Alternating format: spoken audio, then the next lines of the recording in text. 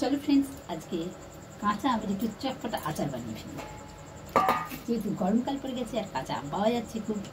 দেখো আমি নতুন কিনে নিয়েছি, কিছু কাঁচা লঙ্কা নিয়েছি, এগুলোকে আমি ভালো করে ধুয়ে একটু রোদে শুকিয়ে নিয়েছি। আর আমগুলোকেও ধুয়ে আমি পরিষ্কারভাবে শুকিয়ে নিয়েছি। এবার আমরা আমগুলোকে এইভাবে কেটে নেব। তো welcome to yummy M kitchen. Hello friends, welcome to yummy M kitchen. তো সবার প্রথমেই জানাই আমার সাবস্ক্রাইবার আর ভিউয়ার্সদের থ্যাংক ইউ। আর আমার চ্যানেলে যারা নতুন এসেছো অবশ্যই আমার চ্যানেলটা তারা সাবস্ক্রাইব করে নাও। আর ফ্রেন্ড অল বাটনটা অবশ্যই প্রেস করে দেবে, আর বেল আইকনটা অবশ্যই প্রেস করে দেবে, যাতে আমার নতুন নতুন ভিডিওর নোটিফিকেশান তোমাদের ফোনে সবার প্রথমে পৌঁছে যায়। তো দেখো ফ্রেন্ডস, প্রথমেই আমরা আমগুলোকে এইভাবে ছোটো ছোটো টুকরো করে আমি কেটে নিচ্ছি, কেটে একটা প্লেটের মধ্যে রেখে দিচ্ছি।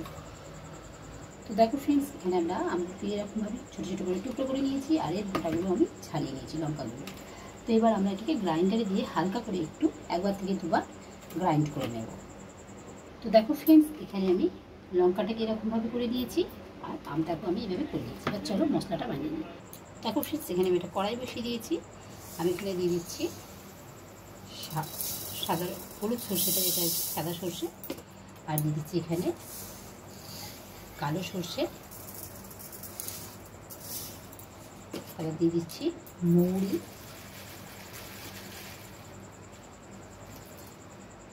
এই যে মৌরিটা দিয়ে দিচ্ছি,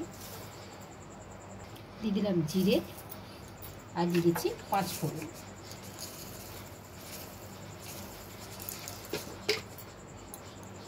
এগুলিকে আমরা একটু শুকনো খোলা ভাজা ভাজা করে দেব।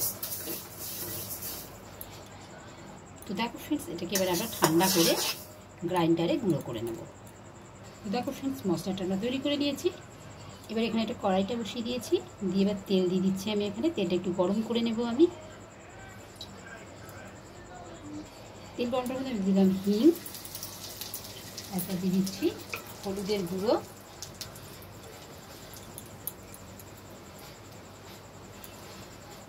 আর দিয়ে দিচ্ছি এখানে কাশ্মীরি লঙ্কার গুঁড়ো কালারটার জন্য।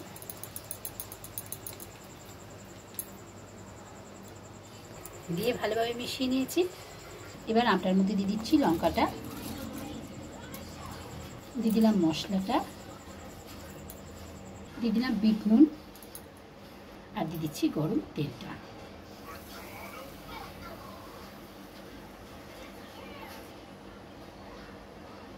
এবার এগুলো সব ভালোভাবে মিশিয়ে নেব।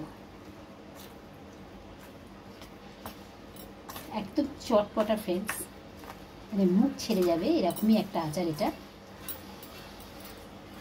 দেখো ফ্রেন্ডস, আমাদের চটপটা আচার পুরো তৈরি হয়ে গেছে। তো তোমরা এইভাবেই বানিয়ে ফ্রেন্ডস রেখে দিতে পারো এবং সারা বছর খেতে পারো। তো একটা কন্টেনারের মধ্যে ভরে, কাঁচের কন্টেনারে রাখার চেষ্টা করবে ফ্রেন্ডস। তো ভরে এটাকে একটু রোদে দিয়ে যদি তোমরা রেখে দাও, সারা বছরই খেতে পারবে ফ্রেন্ডস। আর চটপটা আচার খেতেও খুব টেস্টি হয়। অবশ্যই তোমরা একবার ট্রাই করবে। লাইক শেয়ার কমেন্ট করতে ভুলবে না ফ্রেন্ডস। তো দেখো ফ্রেন্ডস, এরকম কাঁচের বয়ামের মধ্যে তোমরা রেখে দিতে পারো এভাবে।